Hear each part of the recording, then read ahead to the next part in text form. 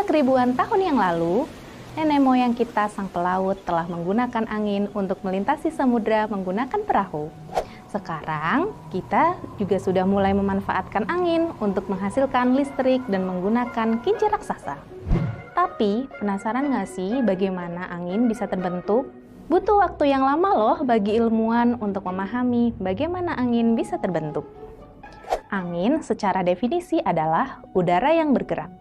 Jadi, sebelum memperdalam tentang angin, kita singgung sedikit yuk tentang udara. Udara adalah zat yang dapat mengalir dan bersifat transparan. Tapi, meskipun tidak terlihat, udara sesungguhnya tersusun dari miliaran partikel-partikel kecil yang berbeda. Ada banyak memang jenis partikelnya, tapi yang paling dominan di sini adalah nitrogen dan oksigen, gas yang manusia dan hewan biasa gunakan untuk bernafas. Hasil pengamatan dan eksperimen menunjukkan bahwa udara memiliki massa. Karena itulah, di dalam atmosfer bumi, udara cenderung mengisi ruang yang berada dekat dengan permukaan bumi.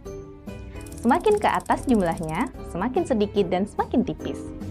Partikel-partikel udara ini yang berada di dalam atmosfer memberi tekanan di permukaan bumi yang disebut sebagai tekanan udara.